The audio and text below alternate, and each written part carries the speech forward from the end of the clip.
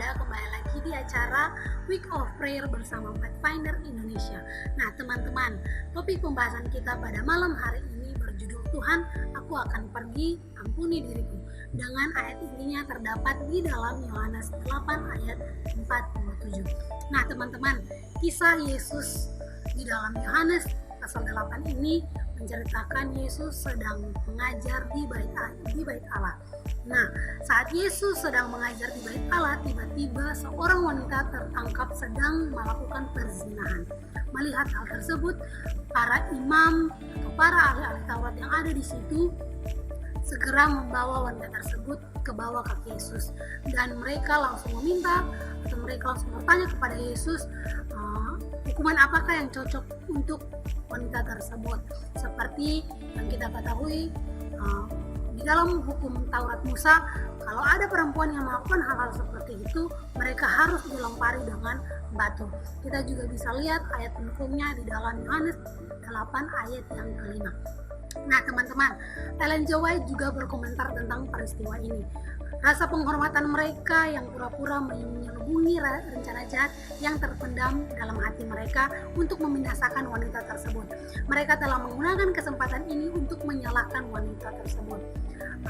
Lalu wanita tersebut dibawa ke bawah kaki Yesus, dan semua orang yang ada di situ memandang kepada Yesus. Mereka berharap Yesus akan menjawab pertanyaan mereka, tetapi mereka kecewa. Yesus hanya membungkuk dan menulis di tanah. Seorang pun tidak ada yang tahu apa yang Yesus tulis di tanah. Melihat hal itu, orang-orang Farisi dan ahli Taurat menjadi marah terhadap Yesus, kesal terhadap Yesus karena tidak menjawab pertanyaan dari mereka. Nah, dan ketika akhirnya Yesus bangkit dan berkata kepada mereka, itu kita bisa lihat di dalam Yohanes 8 ayat yang ke-7. Tuhan berkata, barang siapa di antara kamu yang tidak berdosa, hendaklah ia yang pertama melemparkan batu.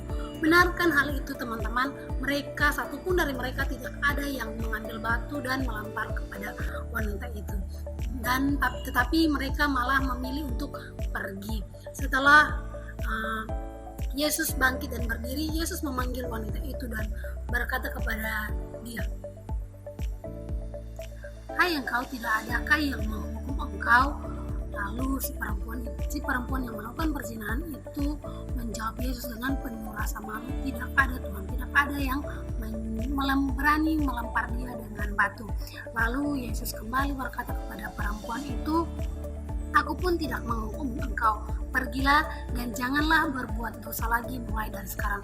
Kita bisa melihat peristiwa seluruhnya di dalam Yohanes 8 ayat 10 sampai dengan ayat yang ke-11. Teman-teman, ada pesan yang sangat indah melalui cerita ini. Tuhan mau memberikan kita pengharapan. Secara jelas kita menyaksikan bagaimana Yesus mengampuni dan memulihkan kehidupan kita atau kehidupan wanita tersebut yang tadi melakukan perzinahan. Dengan kata-kata yang penuh harapan, Yesus mengatakan kepada wanita tersebut, pergilah, aku tidak menghukum engkau. Dan kata-kata tersebut yang Tuhan mau berikan kepada saya, kepada teman orang-orang muda dimanapun kita berada pada saat ini. Di sisi lain ada sebuah pengharapan juga yang mau Tuhan berikan kepada kita melalui peristiwa ini, di mana saat Yesus menulis di tanah. Apakah teman-teman tahu arti dari peristiwa, atau mungkin teman-teman punya tanggapan lain mengenai ada apa, kenapa Yesus mau menulis di tanah? Nah, kita bisa melihat kembali beberapa peristiwa di perjanjian lama. Kita bisa lihat itu yang pertama di Keluaran 31 ayat 18, di mana Tuhan menulis dengan jarinya, menulis hukumnya menggunakan jarinya, dan itu bersifat kekal. Yang kedua di Daniel 5 ayat yang kelima, itu Tuhan menulis tulisan di dinding, dan itu juga bersifat kekal. Tetapi kenapa di peristiwa ini Tuhan mau menulis di tanah? Tuhan mau memberitahukan kepada saya, kepada teman-teman orang muda dimanapun kita semua berada pada saat ini, bahwa sekecil atau sebesar apapun dosa yang kita lakukan, Tuhan mau memberikan pengharapan kepada kita bahwa dosa-dosa yang kita lakukan mempunyai pengampunan dari Tuhan. Seperti juga yang tertulis di dalam kitab Yesaya 1 ayat yang ke-18, kita boleh membuka Alkitab kita untuk membaca bersama-sama. Mari baiklah kita berperkara firman Tuhan. Sekalipun dosamu merah seperti kermisi akan menjadi putih seperti salju. Sekalipun berwarna merah seperti kain kesumba akan menjadi putih seperti bulu domba.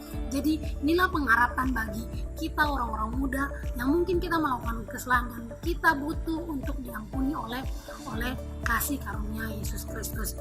Nah, peristiwa apa yang terjadi setelah wanita ini telah diampuni oleh Tuhan? Wanita ini bertobat dan ia menjadi seorang sahabat Yesus yang paling erat.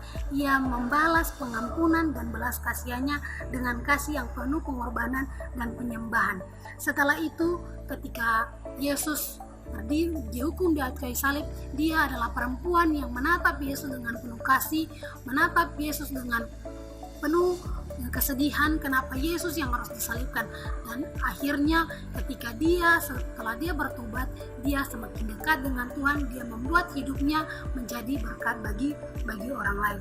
Dan dia juga tidak hanya sekedar mendapat pengampunan dari Tuhan, tetapi dia juga mau mengajarkan kita bahwa ketika kita mendapat pengampunan daripada Yesus, kita juga harus menjadi semakin rajin. Hubungan kita boleh semakin dekat kepada Tuhan. Orang-orang muda yang mendengarkan kabaran ini, kiranya apapun pelajaran yang kita alami di dalam kehidupan kita, mau kesulitan, kesedihan, apapun itu, mari kita bawa ke dalam tangan Tuhan, karena di dalam tangan Tuhan ada panggilan yang besar yang Tuhan mau bantu lakukan di dalam kehidupan kita. Biarlah renungan yang singkat ini boleh membuat kehidupan kita, ketika kita merasa pengalaman pengampunan dari Yesus, kita akan rela menyerahkan segalanya ke dalam tangan Tuhan, dan di atas segalanya kita tidak akan tinggal diam. Seperti wanita itu, kita pun akan meninggalkan segalanya untuk mengikuti Yesus dan berkata, aku akan pergi. Demikianlah renungan pada hari ini. Semoga semua yang mendengarkan boleh terberkati. Tuhan Yesus memberkati.